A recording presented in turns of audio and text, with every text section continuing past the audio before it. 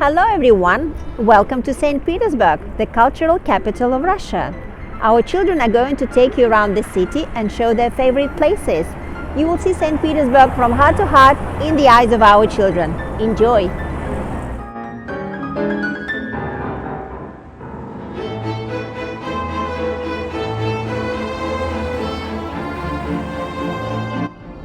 Hello from St. Petersburg, my dear friends.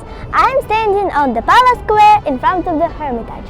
Hermitage is the heart of St. Petersburg. It's the most famous museum of our city. Nowadays, it has one of the biggest art collections in the world. The museum's largest building is Winter Palace, the former residence of Russian imperial family, the Romanovs.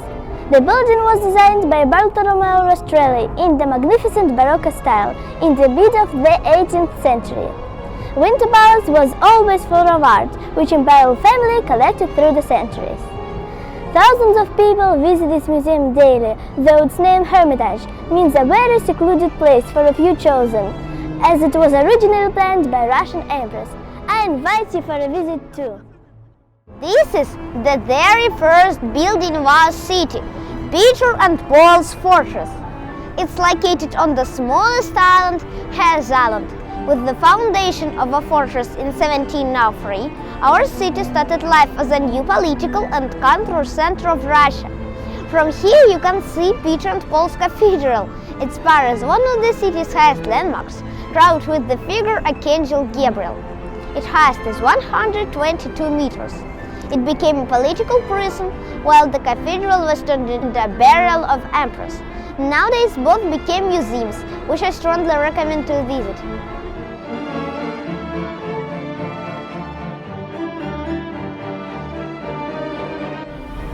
The river you see is the Neva. It looks so beautiful with its embankments and its bridges.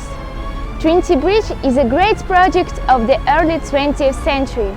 It's one of the drawbridges across the Neva.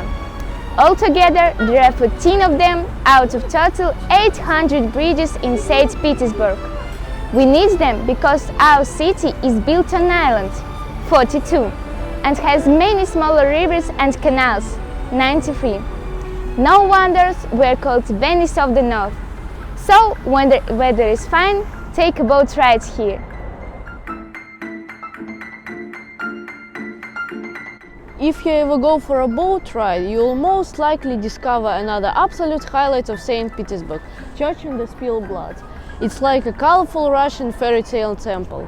It was called so, Church in the Spilled Blood, since our Emperor Alexander II was assassinated on this very place on the 1st of March 1881. No wonder there are many symbols in the church project. It is 81 meters high, the year of the death. Its belfry is 62 meters high, the age when he dies. The church presents surprisingly more beauty inside, with its unique interior of 7,000 square meters of mosaic panels with biblical subjects and characters. So make sure you go inside just for a visit or for a concert, which quite often take place here. There is a wonderful garden next to the church in the Spilled Blood called Mikhailovski. It is a lovely place for a walk. Originally, it was laid out in the early 18th century. You will be definitely attracted by garden's elegant cast iron fence with its fantastic flowers. It looks like a delicate lace indeed, almost floating above the earth. The garden is joined to the former Michael's Palace, the facade of which we can see well from the Square of Arts. Square of Arts. Square of Arts is perfect ensemble created in 19th century mostly, except for the statue of Pushkin, which was made by the sculptor Anikushin in 1957. It was put up in the center of the square. Pigeons love the monument and especially Pushkin's head. I'm sure we can spot a few now. Let's have a look. The square was named so since well buildings connect with art here. Look at the facade of Michael's Palace. Nowadays it accommodates one of the biggest Russian art collections and it's known all over the world as a Russian museum. I also want to draw your attention to the building with numerous playbills on the facade. It's the second largest opera and ballet company in the city, Mikhailovski Theatre. Both buildings were designed by the architect Rossi, who was the star of classical style in early 19th century in our city.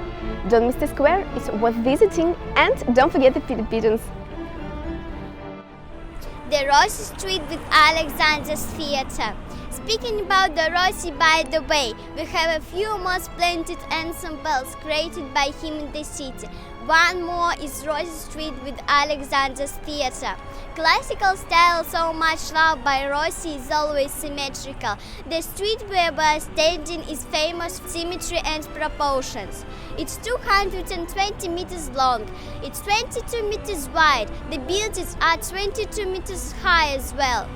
This street is a dress for a famous ballet academy named after Vaganova, so I believe many ballerinas know this address too well. Starting here, they live in academy's dormitory from the age of 11.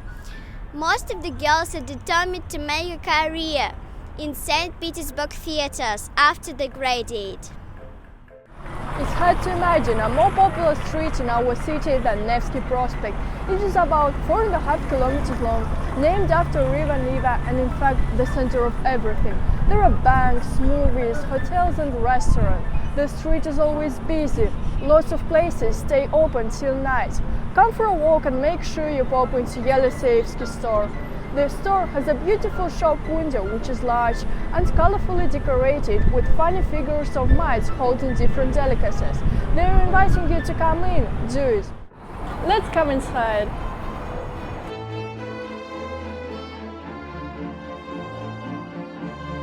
You'll be surprised to see a unique interior in Art Nouveau style with lamps so elegantly designed. And a balcony with two wax figures of brothers Yelyseyevs during the visitors to their store opened in 1902. Their store is still a common boutique as it was planned by brothers Yeliseyev. Sit in the center of the hall, listen to the piano music and have a dessert. Enjoy the moment and the atmosphere. If you're a sweet tooth, I would recommend you another place which, far from being a garment boutique, but has no less importance for the locals. Pushkin, where you can try Russian donuts. They look like donuts, but they are not. Completely different taste and pleasure. Let's go there! This place was opened in 1958 and everything is the same. Delicious donut, sweet coffee with milk from the canister, and modest Soviet-style interior where you might not find a vacant chair since the cafe is so small and, as you can see, is so popular. Quite often people are lining up outside to buy a precious donut. Don't hesitate to join the line, it goes fast. I've just lined up half an hour to bring you some pushkis. Make sure you get the taste of Soviet cuisine so familiar to your grandparents. And you won't find them in Moscow, only in St. Petersburg, exclusively. This place is now walking distance from the Hermitage. It's a great idea to go there after a break in Pushkin. This huge cathedral needs your energy. It is one of the biggest in the world and ranks with St. Paul's in London and St. Peter's in Rome. It was built by French architect Auguste Montferrand within 40 years, 1818-1858. Climb up to the top where you can see the colonnade under the dome. This level will provide one of the best views over the city. The height of the cathedral is 101 meters. There are no elevators inside. Be ready to climb 262 steps. It's worth paying the effort as you can take the best panoramic pictures of major sites from up there.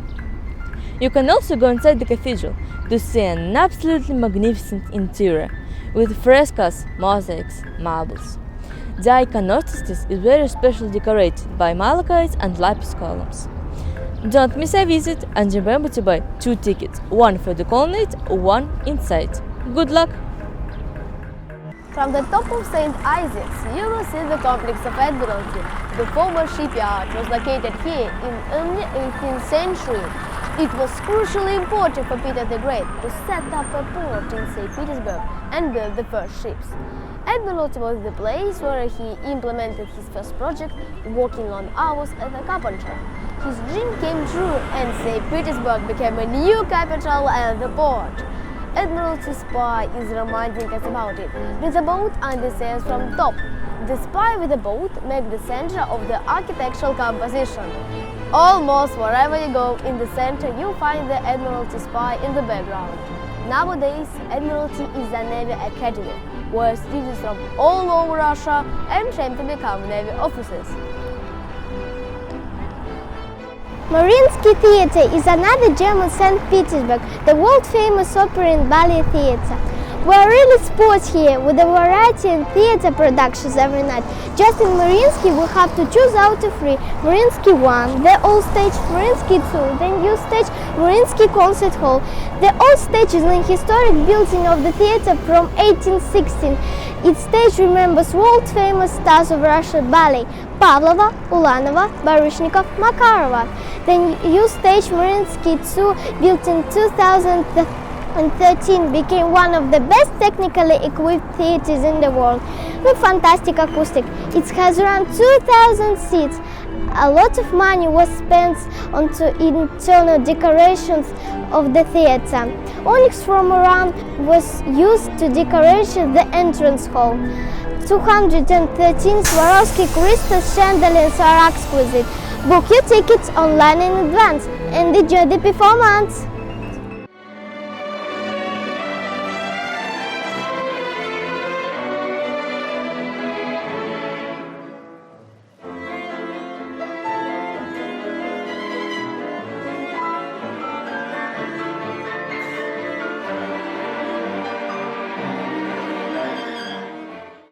There are so many opera productions based on literally work of our famous writers. Countless great people lived and worked in our city, and their life were closely connected with St. Petersburg. I'm sure you know such names like Pushkin, Nabokov, Blok, Brodsky. You may visit their museums, and one of them is of course Dostoevsky. He was the brightest representative of the latest 19th century St. Petersburg. And you may study the city reading his books. He mentioned real addresses of his characters, creating the picture of his time and the city. By the way, you may join the walking tour and see all these places through the eyes of Dostoevsky. He himself rented different apartments in the city. His last address was Kuznetsny Street 5. Now there is a museum which provides walking tours as well. On these tours you will definitely see the statue, put up here in 1997.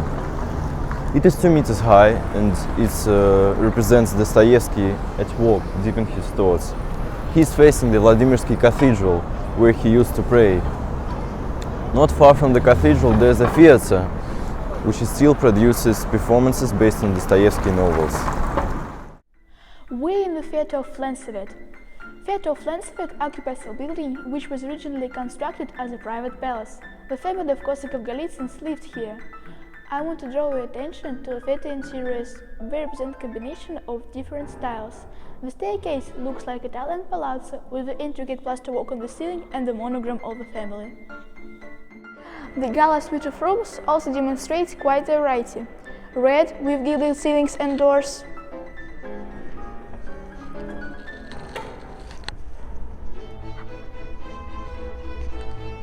blue room with oak carvings imitations,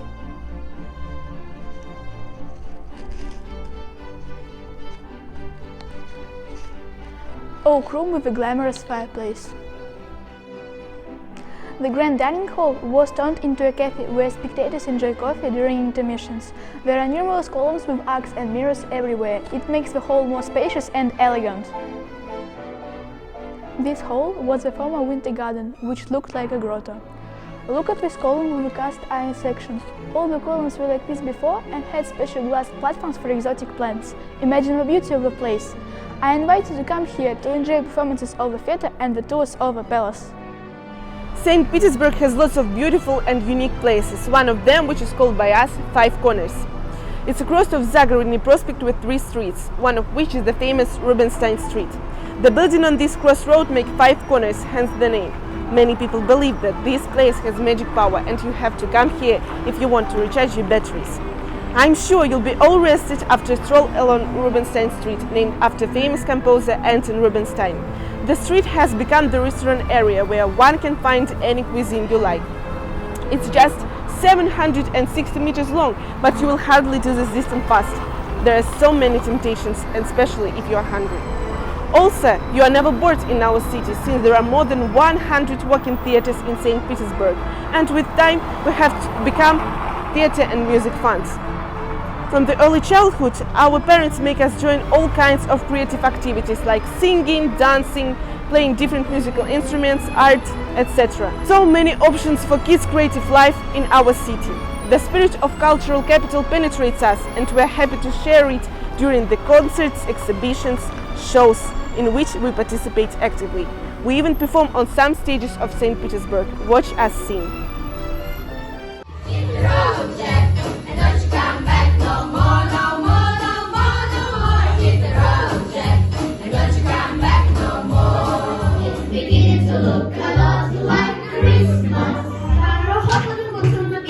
It's a wish of Bonnie and Bear.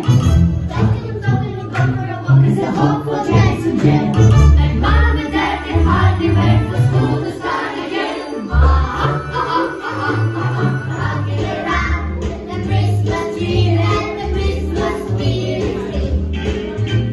Later we'll have some pumpkin pie and we'll do some caroling. I do flat teeth. Gee, like a Roman and I do flat teeth. And I could wish you Merry Christmas.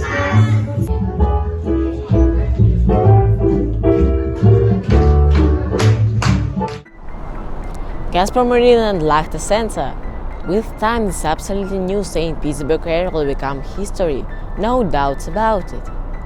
We are close to the Gulf of Finland here. St. Petersburg was built to become a port. Do you remember? Right here you realize how close we are to the sea. One of the recent projects is called Gasper Marina for sponsorship reasons. It's a huge stadium which was finished in 2017 for FIFA Confederations Cup. It has a retractable roof so it can be used in any weather. It can accommodate up to 68,000 spectators. Concerts, shows, as well as football games can take place here. It's also a home training ground for St. Petersburg local team, Zenit. I'm a great fan. From here you can see the highest building in St. Petersburg, the highest in Europe and the 16th highest in the world, Lachta Center. The northwestern neighborhood gave the name to the skyscraper. It is 462 meters high and has 87 floors. It accommodates the head office of Gazprom and its business center with offices. There will be an observation platform on the top of the building. I wish I could go there as soon as possible, but the interior update is not finished yet. Can't wait. Come and join me for the first visit. I'm sure it will be something. We'll never forget the time of the siege during the World War II in St. Petersburg, though. There were so many people who died of starvation. The city was in the siege for 900 days. It was hard to survive, but we did. The city never surrendered. Look at this monument. This granite ring symbolizes the Nazi troops surrounding the city. There are many statues of defenders of Leningrad in front of the column, which has the dates of Great Patriotic War, 1941-1945. This monument was opened in 1975, when we celebrated the 30th anniversary of our victory over fascism. There is a museum underground when you can watch a short documentary about city's history. We will never forget people who sacrificed their lives for us, and will always honor their memories. We are proud to live here, and are always happy to show you around the city and share what we know about city's history.